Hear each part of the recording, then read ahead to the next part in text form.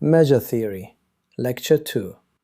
In Lecture 1, we saw why the Riemann theory is not sufficient. To build the Lebesgue integral, we first need answers to two questions. Which sets should be measurable? And how should we assign sizes to those sets? So today, we introduce sigma algebras and measures. Let us begin with sigma algebras. Let X be a non-empty set. A sigma algebra M on X is a non-empty collection of subsets of X contained in the power set of X with two basic properties. First, if A belongs to M, then the complement of A also belongs to M. Second, if A sub n belongs to M for all n, then the union from n equals 1 to infinity of A sub n also belongs to M. The sets in M are called measurable sets. Let us look at some first examples. The whole power set of X is a sigma algebra on X. It is the largest possible one. At the other extreme, the collection consisting only of the empty set and X is also a sigma algebra. It is the smallest one. Another important example is the collection of all countable subsets of X together with all their complements. This is called the sigma algebra of countable and co-countable sets. Clearly, any intersection of sigma algebras on X is again a sigma algebra. Let H be contained in the power set of X.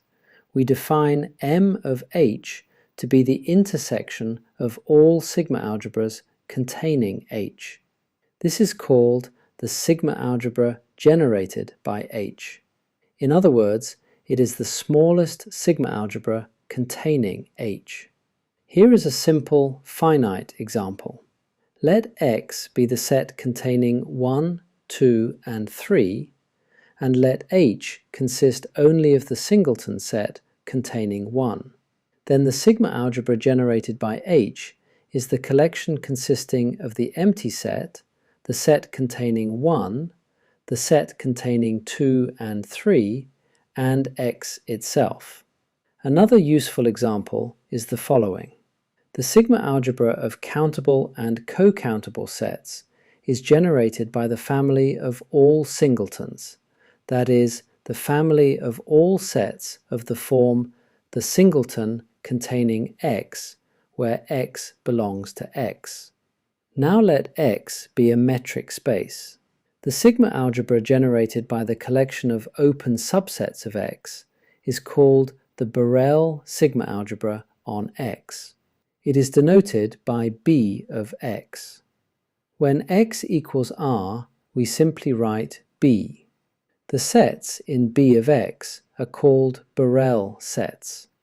On the real line, the Borel sigma algebra can be generated, for example, by all intervals of the form -infinity to A, or by all open intervals A to B. There are also some standard classes of Borel sets. If A and B are Borel, then A minus B is again a Borel set. A countable intersection of open sets is called a G delta set, and every G delta set is Borel. A countable union of closed sets is called an F sigma set, and every F sigma set is Borel. So a sigma algebra tells us which sets are measurable.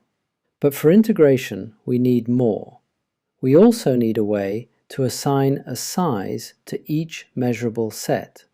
For integration, we want something that behaves like length, area, or volume, and that is compatible with countable disjoint unions.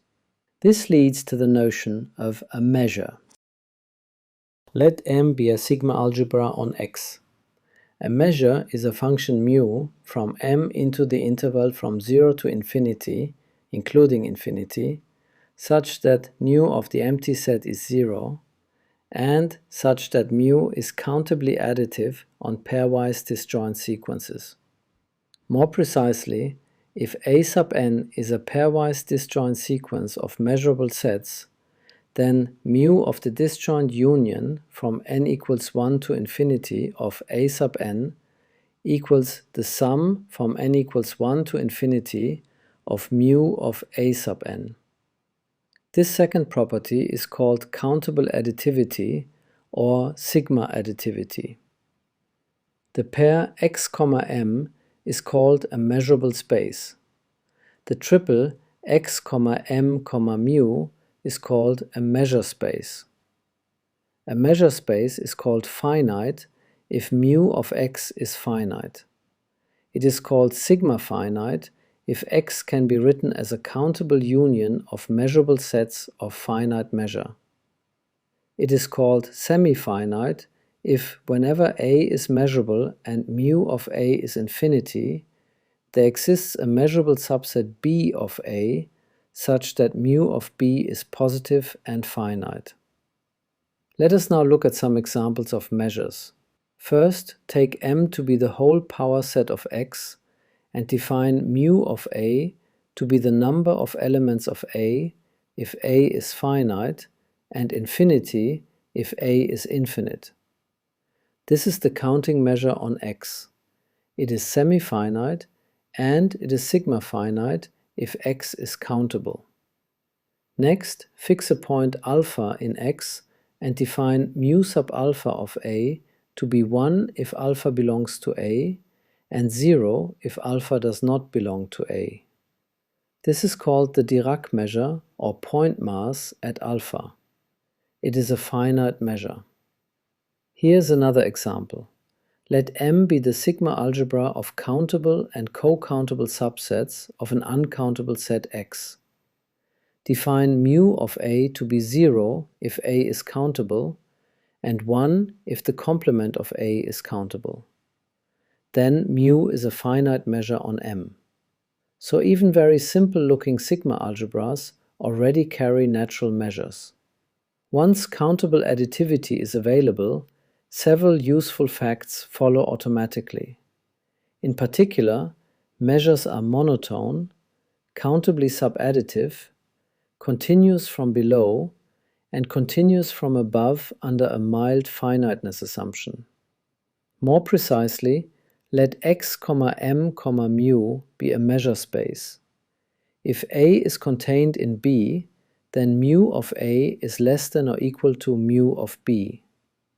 If A sub n is any sequence of measurable sets, then mu of the union from n equals 1 to infinity of A sub n is less than or equal to the sum from n equals 1 to infinity of mu of A sub n.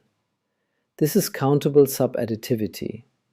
If A1 is contained in A2 and so on, then mu of the union from n equals 1 to infinity of A sub n equals the limit as n tends to infinity of mu of A sub n. This is continuity from below. If A1 contains A2 and so on, and mu of A sub k is finite for some k, then mu of the intersection from n equals 1 to infinity of A sub n equals the limit as n tends to infinity of mu of A sub n. This is continuity from above. Now let us introduce two important notions. A measurable set n is called a null set if mu of n equals 0. A property is said to hold almost everywhere, abbreviated AE, if the set where it fails is contained in a null set. In measure theory, changing a function on a null set is often considered negligible. This is an important shift in viewpoint. In the Riemann world, changing a function at one point often changes nothing. In Lebesgue theory, the more general principle is that changing a function on a null set should not affect the integral. This is one of the main reasons why measure-theoretic language is so useful. Summary. Today we introduced the basic set-theoretic framework behind integration. Sigma algebras describe which sets are measurable. Borel sets give the first important examples on metric spaces. Measures assign sizes to measurable sets. And null sets and almost everywhere statements will play a central role later. Next time we will move on to outer measure, completion, and the construction of Lebesgue measure.